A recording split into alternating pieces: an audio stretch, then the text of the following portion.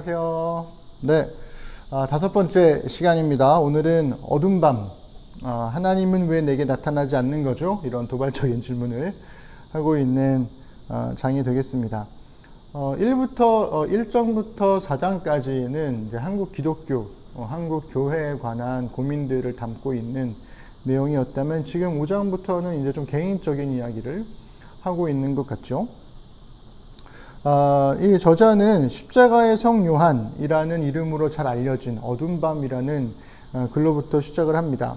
이분의 진짜 이름은 스페인의 신비주의자인 후안 데 예페스라는 분이 되는 거죠. 저는 예전에 그 영성신학 수업 시간에 강의를 들을 때 이 십자가의 성 요한에 관한 이야기를 듣고 참 흥미롭다라는 생각을 많이 했었는데, 진짜 말 그대로 신비주의적인 신앙을 가지고 있어서 이게 어디까지가 진짜일까 싶은 그런 이야기들도 참 많았습니다. 그런데 이분의 이야기는 그런 거예요. 이 어둠 밤이라는 책 글에서 나와 있는 신앙의 목적, 최종 단계, 이것이 하나님과의 연합이라는 거죠. 하나님과의 연합을 위해서 이들은 광야로 들어가고 혹은 일상으로 들어가서 모든 신앙생활의 목표를 하나님과의 연합에 두고 있는 겁니다. 그래서 수도원 생활이나 신비주의 신앙을 가지신 분들의 공통적인 특징 중에 하나가 이렇게 혼자 지내거나 혹은 수도원으로 들어가거나 광야로 들어가거나 이런 공통점들이 있죠.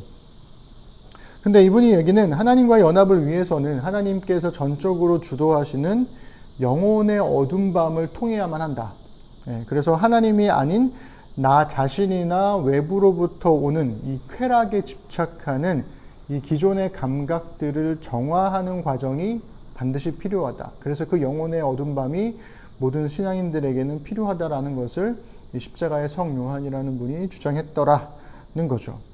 실제로 우리 그리스도인들에게도 신앙생활 하는 사람들에게 있어서 이 어둠 밤에 관한 고민들이 있잖아요.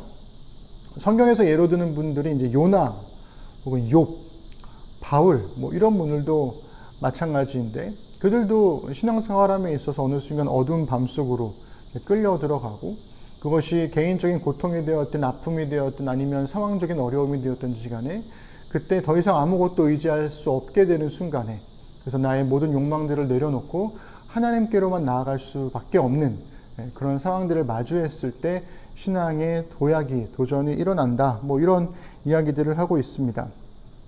그러면서 이분이 저자가 예로 드는 게 세례라는 부분인데요. 세례식을 생각해 보면 물속에 몸을 잠갔다가 그리고 다시 끄집어내잖아요. 그래서 물속에 몸을 잠그는 것은 예수님께서 먼저 겪으셨고 인간이 처하고 있는 혼돈과 공경이라고 하는 그 어두운 밤의 심연으로 들어간다는 의미를 갖고 있다는 거예요. 그리고 그 어둠과 절망의 심연 속에서부터 하나님의 무한하신 사랑이 사람을 다시금 하나님께서 원하시는 모습으로 재창조하시고 예수님과의 연합을 통해서 참다운 인간성을 회복하는 과정으로 다시 물속으로부터 끄집어 올리더라는 거죠. 근데 문제는 이게 기독교인들만의 경험이냐? 그렇지 않다는 겁니다. 모든 사람이 이 어두운 밤을 경험하게 되죠. 그래서 어두운 밤은 모든 인간들이 마주하는 보편적인 경험이다. 이렇게 이야기를 하고 있습니다. 그래서 이 정원성 선생님은 그래, 하나님과의 연합, 어두운 밤을 통해서 하나님과의 연합을 하는 게 신앙의 아주 중요한 부분이고 신앙을 더 높은 차원으로 고양시킬 수 있다는 것에는 동의하지만, 그러나 신앙의 목표가 자체가 하나님과의 완전한 연합이냐, 이거에 대해서는 글쎄 이렇게 질문을 던지더라는 거죠. 오히려 그리스도인의 신앙이라고 하는 것은 하나님 자체와 연합하는 것이 목적이 아니라 하나님과 연합을 통해서 뭘 해야 하는 거냐면 하나님께서 일하시는 이 세상이 되어야 되지 않을까? 이렇게 한 걸음 더 나아가 보는 겁니다.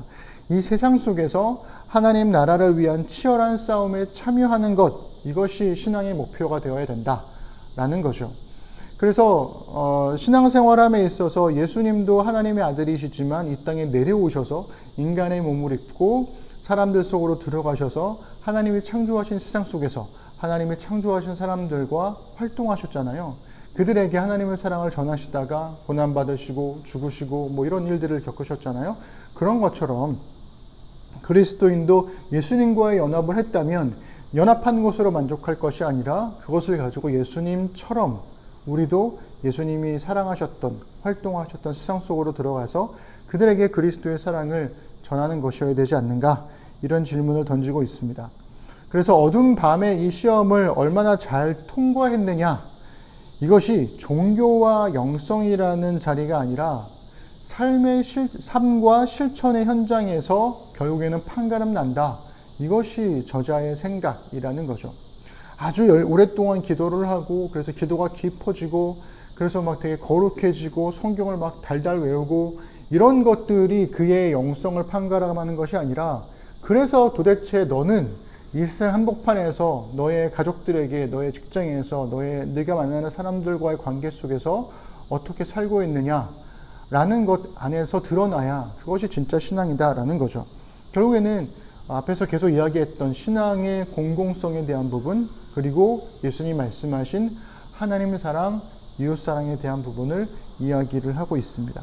그래서 어두운 밤, 하나님은 왜 내게 나타나시지 않는 것인가?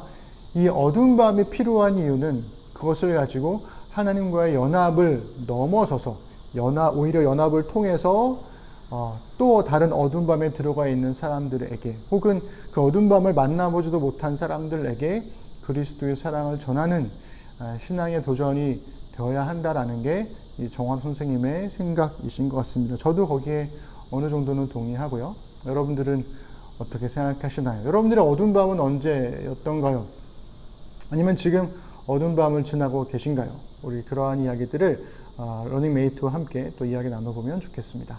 네, 내일 모레 만나요. 안녕.